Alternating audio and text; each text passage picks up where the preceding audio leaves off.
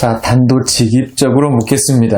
영어 원어민이자 우리 영어 강사이신 우리 토마스 선생님은 자녀들 영어 교육은 도대체 어떻게 할까 되게 궁금해하실 것 같은데요. 가장 중요하게 생각하셨던 원칙이나 기준이 있다면 무엇이 있을까요?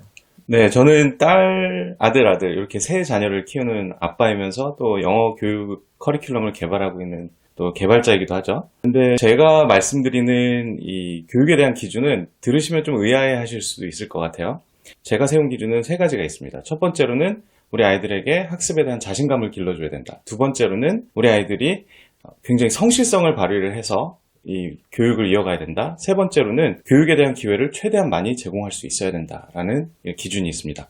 이거에 대해서 조금 더 풀어서 말씀을 드리면, 첫째, 우리 아이들이 자신감을 얻는 방법이 굉장히 중요한데요. 우리 아이들이 처음에 영어에 입문할 때 무조건 재미있게, 무조건 부담 없게, 그래서 놀이를 접목시킨 학습을 통해서 아이들이 그 파닉스부터 또 읽고 뭔가를 배우고 쓰는 과정까지 어느 정도 안정기에 들어갈 때까지는 무조건 재미있어야 된다. 대신 부담이 없어야 되기 때문에 너무나도 과도한 분량의 암기 내용을 주거나 뭐 하루에 뭐 10페이지씩 써야 된다거나 그런 내용들을 없앴고요. 그렇게 함으로써 얻어지는 이익이 있습니다. 그게 뭐냐면, 내가 영어를 참 잘하는구나, 또는 재밌게 배웠기 때문에 난 영어가 너무 좋아, 또는 더 나아가서는 난 너무 영어가 쉬운데? 그렇게 해서 얻어지는 자신감이 생기죠. 그래서 이런 것들이 쌓일 때 영어라는 것을 대하는 태도 자체가 달라져서 우리 아이들이 영어를 잘할 수 있는 기반이 만들어진다고 생각을 해요.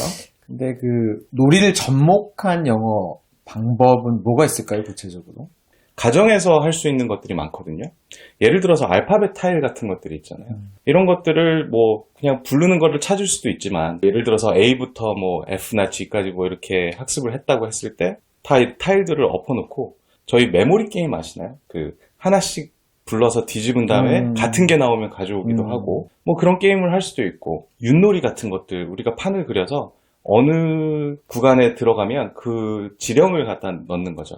그래서 여기서부터는 뭐 알파벳송을 부른다든가, 또 어디에 가서 어느 지점에 도착을 하면 아이들이 특별히 뭔가를 자기가 외웠던 단어를 갖다가 엄마가 불러줄 때, 아빠가 불러줄 때 그걸 이야기한다든가, 그 외에도 바닥에 알파벳을 쭉 깔아놓고 가서 부르는 거에 가서 그 위에 서게 하고, 그래서 놀 수 있는 방법은 정말 너무나도 많아요.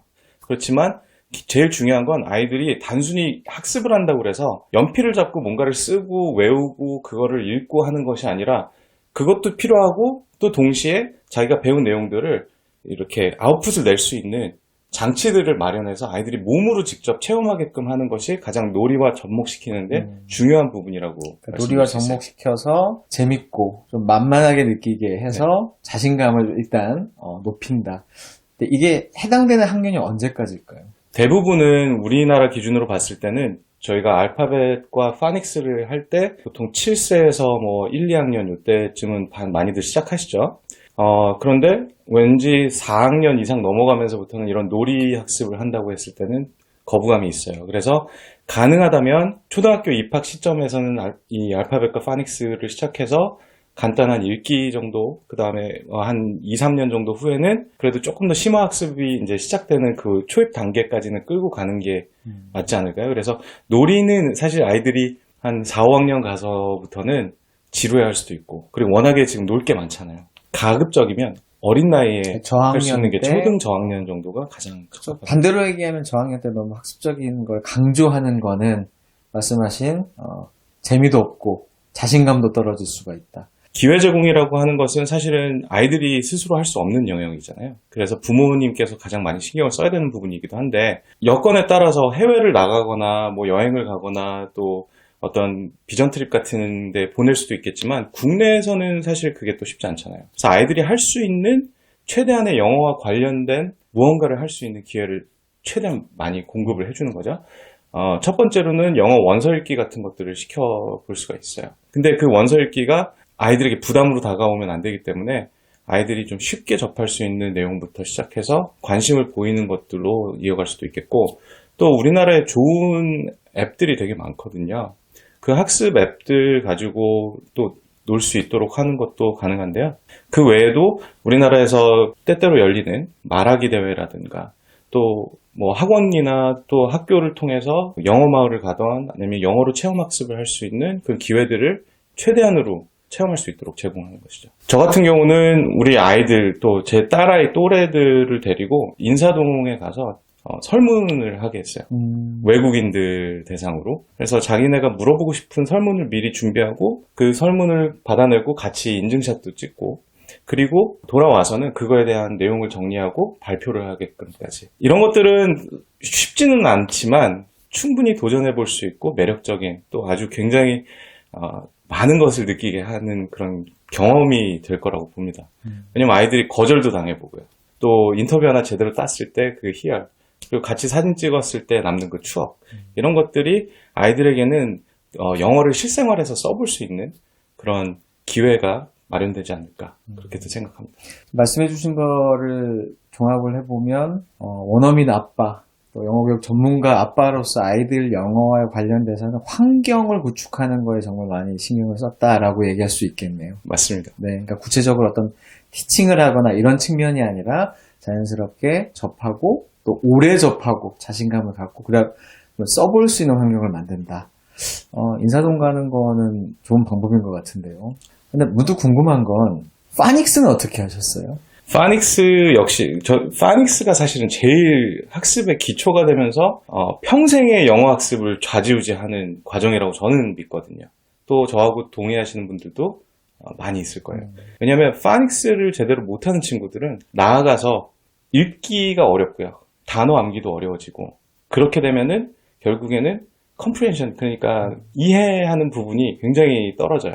그리고 이렇게 되면 결국에는 발음하는 것도 안 되고 스피킹까지 영향을 미칠 수 있습니다. 그래서 파닉스 교육이 굉장히 중요한 부분인데 아까 말씀드린 대로 최대한 쉽고 만만하게 만들어주는 게 제일 중요했다고 봤어요. 그래서 영어 입문의 문턱을 확 낮춰버리는 거죠. 그렇게 하려면 첫 번째로는 뭔가 루틴이 있어야 되는데 공부하는 시간이 길면 안 되고 그래서 처음에는 챈트 같은 것들을 이용해서 아이들이 따라서 그냥 반복적으로 그냥 툭 치면 나올 수 있는 무의식적인 반응을 유도를 한 거죠. 그래서 매일같이 똑같이 챈트를 알파벳 앤 파닉스를 했죠. 그래서 이를테면 이런 거죠. 뭐 A, arrow and apple, B, bed, book, bus 이런 식으로 챈트를 만들어 준 거예요.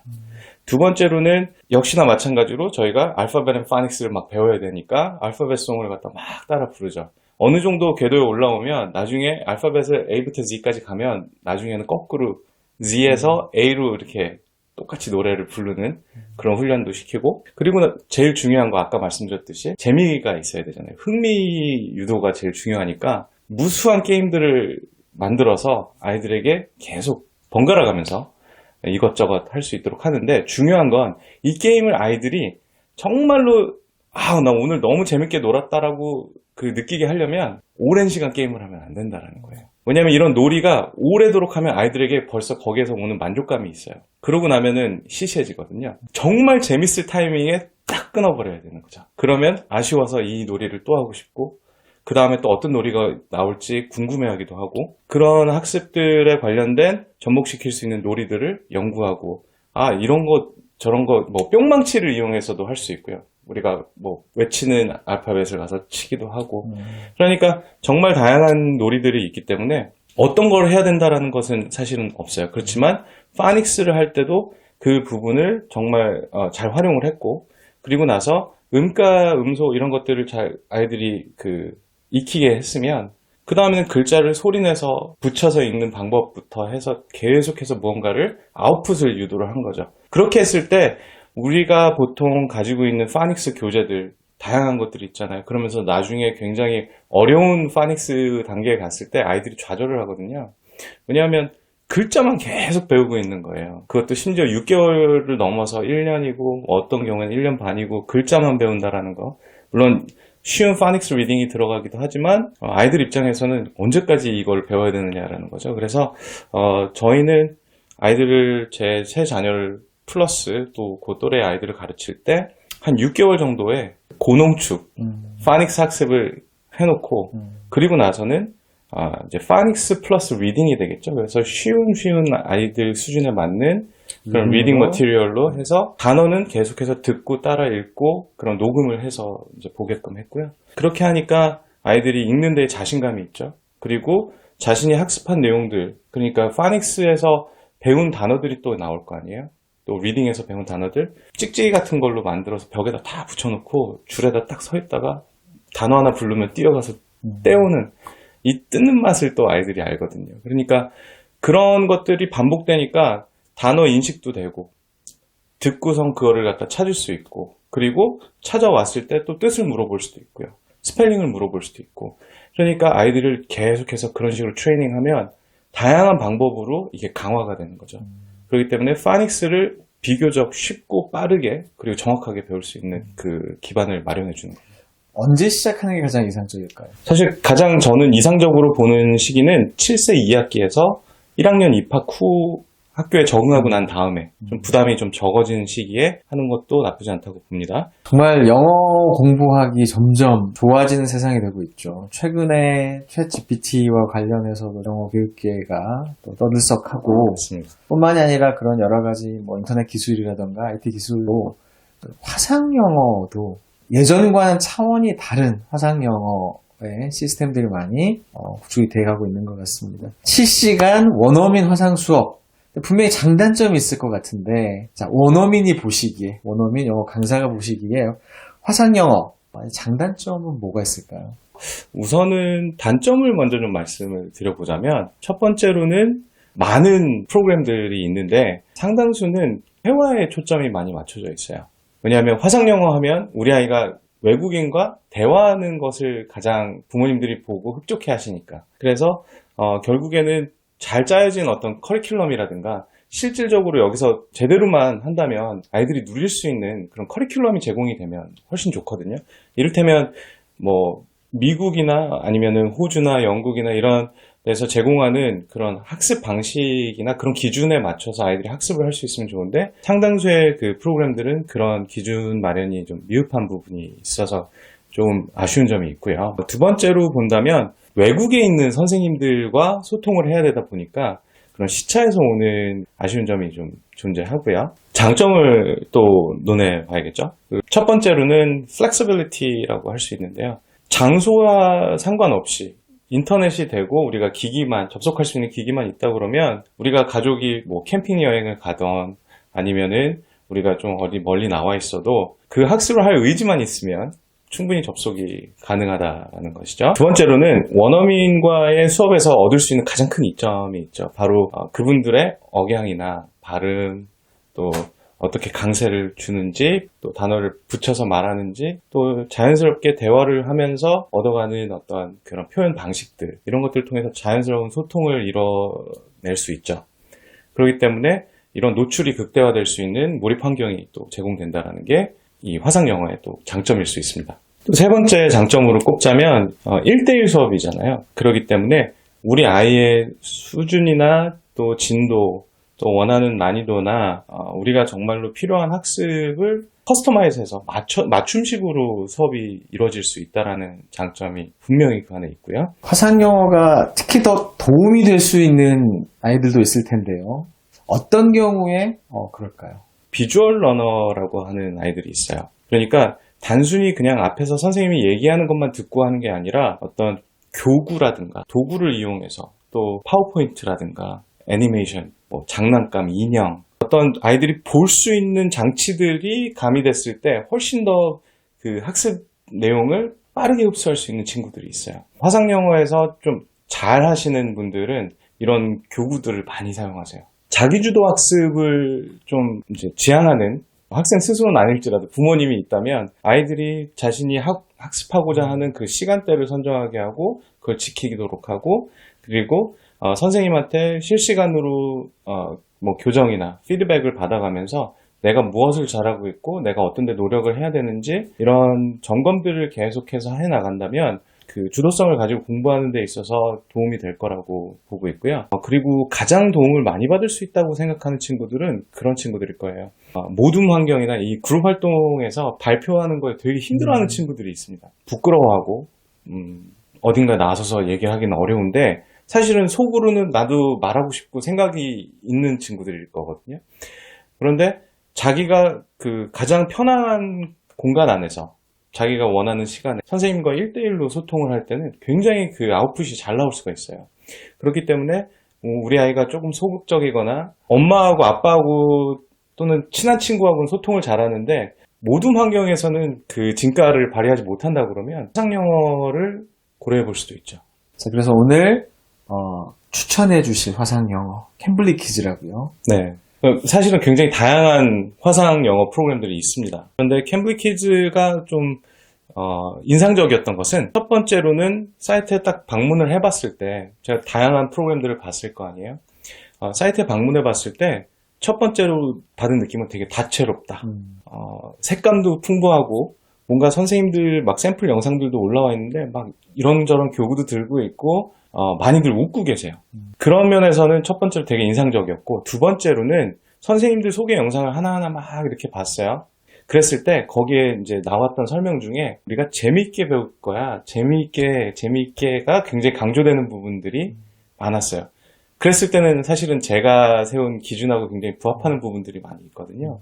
아까 말씀드린 것처럼 커리큘럼의 부재 또 회화 중심 이런 화상 영어를 넘어서 캠블리 키즈는 국제 공인 영어 기준을 적용시킨 그런 프로그램이 그 안에 탑재되어 있고 어린아이들의 영어 입문 단계인 파닉스 또 아이들이 숫자 세는 거, 날짜, 뭐 기분, 뭐 여러 가지 어떤 표현들을 하는 데서부터 읽고 토론하고 그리고 회화를 충분히 할 수 있는 만 4세에서 만 14세까지 학습이 가능한 그런 프로그램 굉장히 마음에 들었고요. 또 하나 좋았던 점은 강사 선생님 그 튜터를 예약을 할 때 일단 선생님의 설명 그리고 프로필 영상 이런 것들을 보고 이분이 어떤 발음을 하고 있고 아이들에게 어떤 식으로 접근하려고 하는가라는 그런 느낌을 볼 수 있었어요. 그렇기 때문에 이미 사전에 좀 선생님들에 대한 파악을 하고 들어갈 수 있다. 그리고 여러 가지 장치가 그 안에 존재하는데요. 요청사항을 적는 부분이 있어요. 그러니까 우리 아이들이 어떻게 배웠으면 좋겠다. 어느 수준에 와 있다. 그리고 우리 아이가 원하는 것은 이런 것들이다. 또는 부모님께서 원하시는 거죠. 그래서 그런 요청사항을 거기다 적고 아까 말씀드린 것처럼 뭐 단답형으로 이야기할 때는 우리가 문장을 다시 한번 수정을 해달라. 그러니까 요청을 안 해도 선생님께서 이미 그렇게 하고 계실 거예요. 그렇지만 그런 부분들이 좋았고 그리고 가장 큰 문제점 중에 하나는 선생님들이 자주 바뀐다라는 얘기는 어디 가나 많이 들어보는 것들이잖아요. 그런데 이 캠블리 키즈 안에는 이 선생님 소개 안에 이런 걸 볼 수 있어요. 1000 플러스 그러니까 1000회 이상 학습을 제공해 왔던 선생님들이 이렇게 되어 있습니다. 그런 걸 보면 아무래도 신뢰도가 더 높이 올라갈 수밖에 없는 것 같고 그런 선생님들하고 또 공부하는 것도 또 장시간 지속해서 마음만 잘 맞고 우리가 케미스트리가 좋다면 아이들이 마음 편하게 배울 수 있는 기회가 그 안에서 제공되지 않을까 생각했습니다. 화상영어로 영학습을 하고자 하는 아이들께 당부하고 싶은 말씀이 있다면 뭐가 있을까요? 제가 정말로 당부하고 싶은 말씀은 선생님을 외모로 판단하지 않으셨으면 좋겠어요. 그렇게 됐으면 저도 가르치기 좀 쉽지 않았겠죠? 그런데 제가 되게 인상 깊게 봤던 선생님들 몇 분 계신데 한 분은 정말로 할머니셨어요. 할머니신데 이렇게 우리 어떤 할머니한테 우리 애가 배우는 게 맞을까라고 생각하시는 분들도 계시겠지만 경력도 있고 아이들하고 인게이지하는 방식도 좋고 그리고 발음이 굉장히 정확하게 전달이 돼요. 입모양 안 움직이는 분들도 유의 깊게 보셔야 됩니다. 왜냐하면 언어를 배울 때 이 입모양도 굉장히 중요해요. 그런데 그걸 안 보여주시고 굉장히 빨리 흘려 말하고 그렇게 됐을 때는 아이들이 학습하는데 어려울 수 있어요. 단 우리 아이들이 학년이 높고 그리고 영어를 굉장히 유창하게 좀 어느 정도 구사할 수 있다면 그렇게 말을 빨리 하는 분들과 오히려 더 실전에서 부딪혀보고 그럴 때는 한 선생님과 오래 가는 것보다는 여러 선생님과 만나서 다양한 발음을 들어보고 다양하게 그 사용되는 말투나 표현법이나 이런 것들을 익히는 것도 도움이 될 수 있다고 봐요. 캠블리 키즈를 무료로 체험해 볼 수 있는 이벤트가 진행이 됩니다. 그래서 꼭 참여하셔서 정말 전 세계에 있는 우리 원어민들과 우리 아이들이 이야기도 나눠보고 영어를 배워볼 수 있는 그런 또 계기가 되셨으면 좋겠습니다. 자세한 내용은 더보기와 고정 댓글을 확인해 주시면 되겠습니다. 자, 오늘 유익한 말씀 감사합니다. 수고하셨습니다.